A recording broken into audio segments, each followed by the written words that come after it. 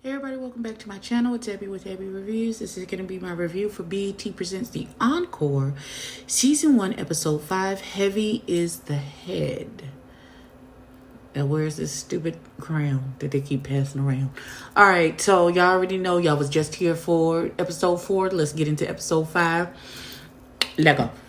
Okay, so we start out where we left off. Everybody is still having issues with and about each other, but Cedar calls them down to let them know that they're going to be having a listening party for whatever they've done so far, and that it's going to be in front of their old group members. Everybody's like, oh Jesus, here we go.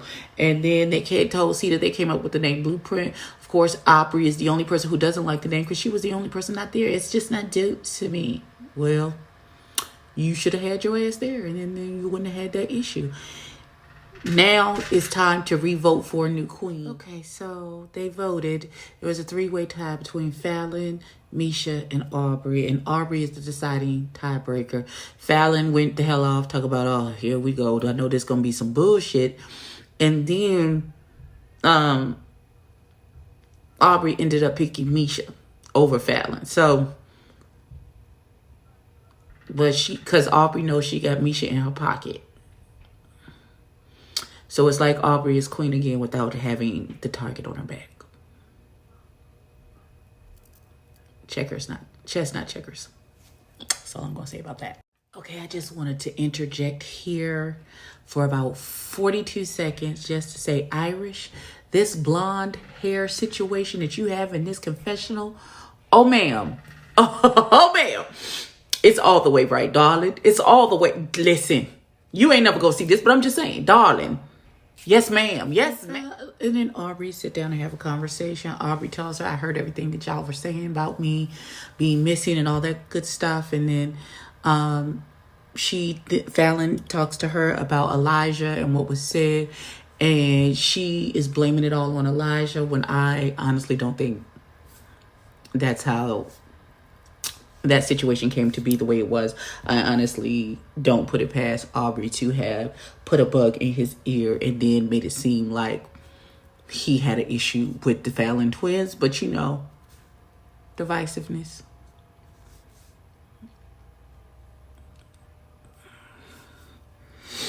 We're gonna move on. They come together in the studio where Elijah is, and Aubrey runs over to him, talk about it's the Fallon twins running around saying such and such and so and so.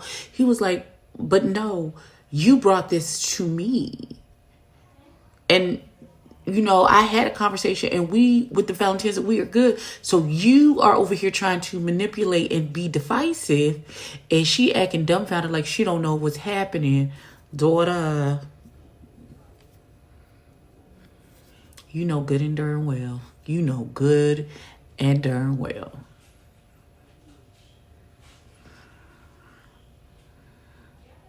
Yeah, Miss Misha feel like she gotta pacify everybody, and Aubrey done got upset and ran off to play the victim because she got called out on one of her shenanigans.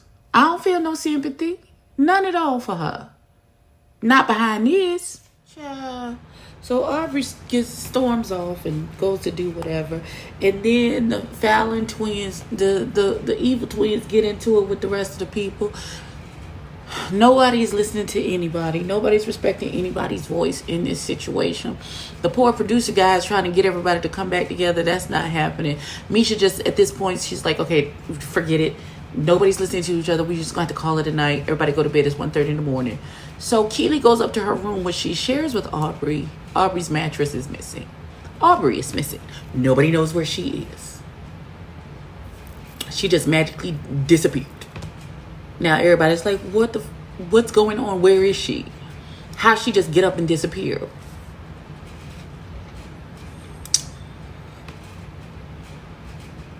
Child, that's some child bullshit. You done moved your mattress. Girl, go to bed.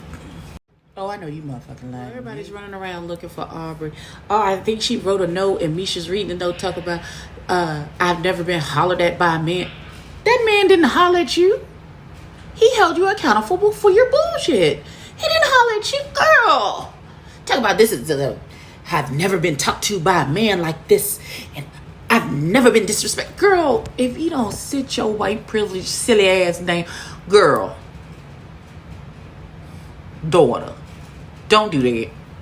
Don't do that. Now you gonna weaponize your white tears against the black man. Girl, if you don't get some, girl. And then Misha is biting it, talking about it's the Fallon twins got in Elijah's ear. But it wasn't the twins who went to him and told him all this bullshit to begin with. It was Aubrey. So she's mad that it backfired in her face. Child, you miss me with this. Okay, Aubrey's still missing in action. So it's Shamari and Ronnie DeVoe's anniversary. They do a little video chat, happy anniversary, all that good stuff. Evil Twins is down in the studio with Pam. Pam done hopped on a track, did a little ad-lib, a little shoo-wop, wop. They still trying to get ready for this listening situation, this viewing listening situation with their former band members. And Aubrey is still, missing in action. Child. So at this point, everybody has gotten out of their feelings. They've hugged it out. They're trying to get this shit together for this listening party. Now they're just arguing over artistic things, like what song should be played first, which song should be played last, what's the order, what's the feeling that they're going for, that type of thing. So we'll see. But this is more in line with what... This is more in line. First, the twins get into it with each other about this record. They fussing and fighting. Everybody looking around like, child, I don't know what to do. They finally get their lives together. And they're good. Just for one twin to overhear something about the record and come back to her sister, and then that pisses her off, and then she's like, she about to go down there and say something to them, because artists are sensitive about their work, and for people to be like, we don't have no bangers, means that you shitting on whatever work that they have put forth so far. And so she starts to run downstairs, and she's like, well, the other sister who came up there to carry the bone, talk about something. Well, don't get upset and go down there. You the one that made her upset to begin. Shut up, Heifer. Child. Now, the other sister, she run downstairs with the other sister following down behind her, talking about, I heard you was talking shit about my records. If y'all have an issue, why did you just say something to me? They arguing back and forth. Aubrey's like, it's not just me, it's everybody who feels this way, blah, blah, blah, but you the only one talking. Misha jumps in, talking about, well, y'all leading every song. And the twins are like, no, we're not. We're not leading every song. There are other... I start one song. So that's a blatant lie.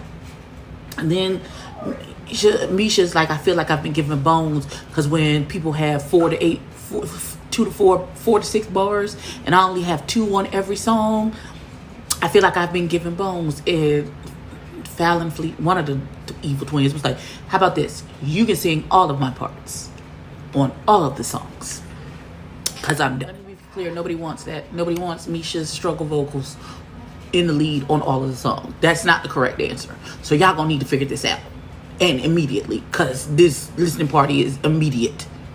Figure it out. The person I feel bad through all of this is the poor engineer who had to sit through all this yelling and screaming. He just sitting there with his mask on like, I'm just trying to collect my check. None of this shit got nothing. I'm gonna press the buttons and they're gonna give me money. So have at it. Y'all do whatever y'all gonna do. But that was how the episode ended. More foolishness. The twins is like, fuck y'all, I'm done. I'm quit. I'm not doing this. And it looks like more drama's gonna ensue next week. So we'll see what happens. Like, comment, and subscribe. Tell a friend, tell a kid, and I'll catch you in the next one. Peace.